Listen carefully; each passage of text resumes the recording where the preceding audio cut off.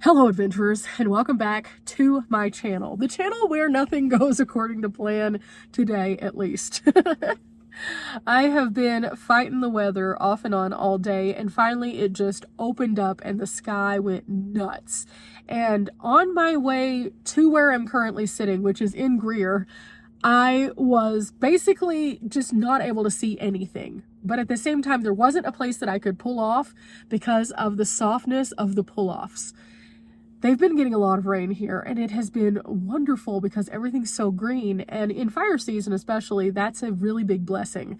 So I will never be upset about rain. However, the camp that I wanted to stay at, the camp that I stayed at last night, lots of people have been through there. They've rutted it out. They've torn it up even since this morning. So, with that said, I can't stay there. I don't want to get stuck, and it's supposed to continue doing this all night, and so it's only going to get worse. So I am about to make a horribly irrational decision. I mean, what's new? What's new? So I'm on the downstretch of my travels. I'm on my way back toward Texas, and realistically, after I come out of the high altitude, it's going to be warm, very, very warm. I've checked all of the temperatures from here to there, and it's like a heat wave is coming through where it's just like, ooh. And so this is going to sound real weird, but I think I'm going to go home. Now, let me explain. When you're watching this, obviously it's not the heat wave. The heat wave has passed and everything is fine, but while I am here, it is going to be interesting. And if I'm going to be hot, I might as well be hot in a place that I am comfortable, because this isn't just like hot like Montana was hot. This is hot like Texas hot. Like Texas hot humidity in places that normally don't have Texas hot humidity. New Mexico has been abnormally warm with humidity, and Texas obviously is super, super humid. So I think I'm going to make a very crazy decision, and I am going to deadhead all the way from Greer to Tucumcari, which is 5 hours and 47 minutes. Now, why is this an irrational thing? I drive like this all the time. You guys are probably like, gosh, you drive like 10 hours a day some days. But the reason why is because the time I'm starting this. I'm gonna do something real quick. It's gonna be a little weird. I'm gonna get out of my van and get something. So for the time being, it has stopped raining heavily. It's still sprinkling. But I am here at the Molly Butler Lodge, and I'm gonna grab something out of my van, but I have to do that in the back. I only like to open the doors whenever I'm around civilization, just in case something weird happens, because, you know, I still need to get the doors fixed. So I rolled down my window so I don't lock myself out while the van's still running. I'm gonna grab something out of the back. I'm going to throw some stuff into the Road Pro, and then we're gonna start this journey. You can see the dent is still there, guys. It's still there. Okay, we've gotten the Road Pro now. Trying to get these out of this bag. This was going to be dinner tonight, and I was going to make these little air fried sandwiches. However, I can also make these in the Road Pros. The goal is I am going to create some little mini sandwiches. I'm going to put them into the Road Pro, and I'm going to have them heat up while I'm driving. And this should give me a nice warm dinner somewhere along this drive. So in order to do this, of course, I just have my aluminum pan that goes into the Road Pro, and then I need to make up my sandwiches. This is going to take me a minute, but it's going to be okay because, you know, hot food on the road, it's worth it, especially when I'm going to be driving as far as I am. Is today erratic? Yeah, it is. Is that going to be okay though? Absolutely. First off, I need to move this and reach in and grab my deli meat. And then somewhere down here at the very bottom, oh, there it is. I have cheese. Okay, we have cheese, we have meat. Let's do this. To make my little sandwiches, what I'm going to do is I'm going to grab my ingredients, and I'm going to grab my little buns. And these are the pretzel bread by King's Hawaiian. They're so good. These are perfect for little tiny sandwiches. Oh, okay. Three came out, and they're real messy. Okay.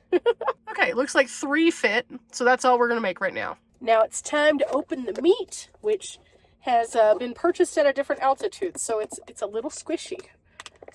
Okay, it worked. It didn't do a weird pop or anything like that. I sometimes forget, and whenever I forget, I'll open something and it'll just go boom, because, you know, low altitude, high altitude, high altitude, low altitude. It all ends up doing weird stuff. Should look like that. And then I'm just going to repeat this process a couple more times. And the best thing about this is that this is going to be an easy meal, but it's also going to be something that's delicious, and I can hold it as I'm driving, which is nice. 3 little delicious sandwiches. And I didn't put any sauce on these just because today I just wasn't feeling it. I don't have any mustard. And I didn't think that mayonnaise needed to be heated that much, so we're good to go. We'll just do it this way. Okay, closing it up. That's good to go. Okay, now comes the fun part. I need to plug it in, but I'm also going to have one of these sparkling waters. This is the Fuji Apple. This is just like the Walmart brand, basically, but the big ones, this guy right here, this huge water, was cheaper than the smaller ones. Go figure, but that's okay. But anyway, I have this, so this is what I'm going to be drinking, and I need to release the pressure because you can see it's bubbled. Oh. Okay, we're just going to slowly release that. Okay, there we go. Now it'll be safe for me to drink. I do need to go ahead and bust the cap though, and it it still did it. It still did it. I don't understand. Okay, we're going to release the cap outside. Okay, we may not be opening this anytime soon. I'm going to have to get a baby wipe and wipe this off after I do get it open, so I might as well just...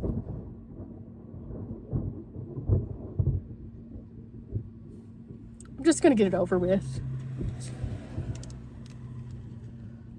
Oh, okay. That was much harder than it needed to be. But now... baby wipe, and then I can bring it back into the van. Move this back over here since I've put the food back in the fridge. I need to pop open the side door here and pull out some cord. It's kind of crazy. The light is on, so now we're cooking good looking. Like I said, Tucum carries the goal. If I find another place that I'm interested in staying, I'll stay there instead. I'm not going to stay anywhere near Albuquerque, I know that. So if I can just get to 40, it's smooth sailing from 40. And realistically, if it wasn't already like 4:45 in the afternoon, I would just book it back home. But Tucumcari has a nice truck stop, and that's a much better place to stay. And then I don't have to drive the night away in Texas and be tired. So I'm off, and you can see this is the regular road, and it's very slick because of the rain. The oil rises to the top whenever it rains after it's been really warm, and it makes the roads a lot more slick. So, oh, there was lightning again. Between the thunder and the lightning and the roads and the mushiness of my campsite, it's just time. And that's kind of unfortunate because there's a lot more to do here, but at the same time, I will be back. It's not that big of a deal. Like, literally, I can go anywhere at any point, so... Why would I struggle? Why would I struggle to find a campsite in a place that people have clearly not protected the spaces? Which brings me to a good point. I previously did a video where I talked about like some of the things you should and shouldn't do, and I mentioned don't drive on soft surfaces unless you absolutely have to. There's a clear disregard for a lot of the soft surfaces here, and it's unfortunate because they're beautiful places. You can definitely see though that in the distance the clouds are not extreme, and that's toward the valley area of this section. So after I leave this section, I should be fine. You know, I do have a few things I have to take care of, so I'm just kind of putting myself in a positive mindset. This means I'm going to get them taken care of sooner. This means that I'm going to be able to take that time to do some planning, and that means I'm going to be able to see my family, which I do dearly miss because I've been gone for like, let's see, 2.5 months at this point. I travel about 75% of the year, and so anytime I get to go home, it makes me so happy because I get to see everybody and I get to just like kind of relax a little bit and not have to worry about the normal day-to-day things that I do when I'm in the van. Every day in the van, I have to find a new place to sit. I have to find all the activities I'm going to go to. And even though I truly enjoy what it is that I do, and you won't hear me complaining. Also, though, it is nice to just get back and be able to focus on a few things at my tiny home. So I have a few packages that I know have come in. A few of them are for the van. I had someone suggest something that I may be trying out, and if I try it out, I will share it with you. It's something about my seatbelt, because I was talking about how it kind of cuts into my neck, and Even now you can see my neck is red just from the seatbelt. So I'm gonna look into that and then I'll share all those things.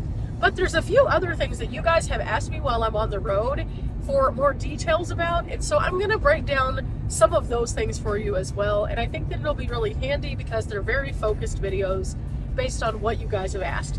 And realistically, you've probably seen some of those videos already as they've been inserted in between some of my other adventure videos, just so that I can get the content out a little sooner.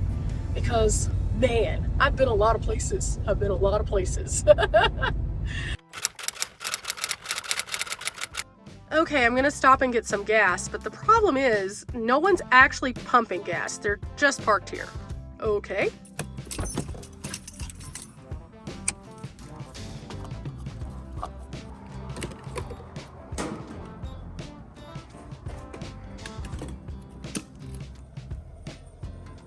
Okay, 1667. Okay, now the question is my food ready? Looks like it is. The cheese is nice and melty. So, I can unplug this. I can re-plug in the Jackery so it continues, although I really don't have to. And then I can just help myself whenever I'm ready, which means I can have a hot dinner, which is really nice. So, with that said, I've already driven about 30 miles so far. Ooh, it's nice here, but it is definitely a bit warmer here already. And it's only going to continue to get warmer as I go. It has rained here though. There's still big puddles everywhere. Now this is a cute little town and I'll take you here at some point, but we're not going to talk about it right now. Let's just get on the road. We can do this. We can do this.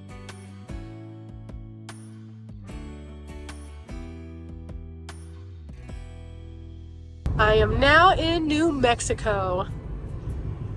New Mexico is looking a little gloomy as well, but I think I can get out from under this storm before it moves fully. So that's what I'm working for. I'm working for that blue sky ahead.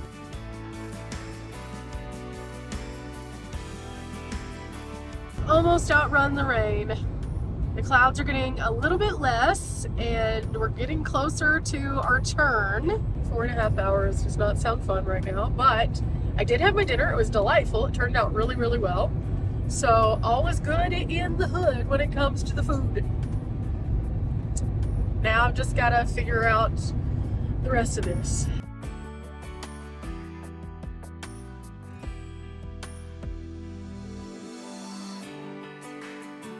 Okay, I know on video it is not as clear as it is to me, but oh my goodness, look at that moon.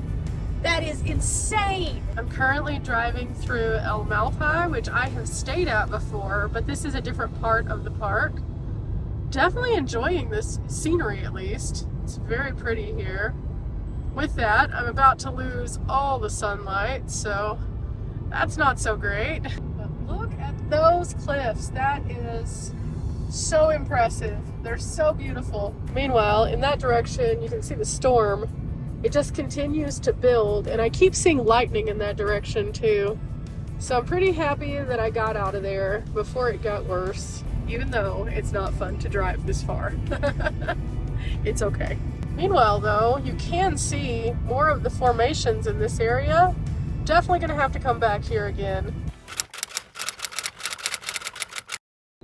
I'm not sure what's going on, but I'm getting gas. Okay, so I came through Albuquerque to the other side, and I'm kind of far out of town, and then I pulled in and I saw that tape, and I was like, what is going on? I literally don't stop in Albuquerque at night for the police tape reason. But after closer evaluation, it appears they have poured new concrete, and they just used this tape to indicate that. 2 more hours. 2 more hours. I'm also gonna put on my slides because my feet are tired from all day. So, driving shoes. I don't know why I didn't do this earlier, but, whoo, toes can wiggle. 31.34. Gas was $3.59 a gallon. A little higher, but well worth it. I'm tired.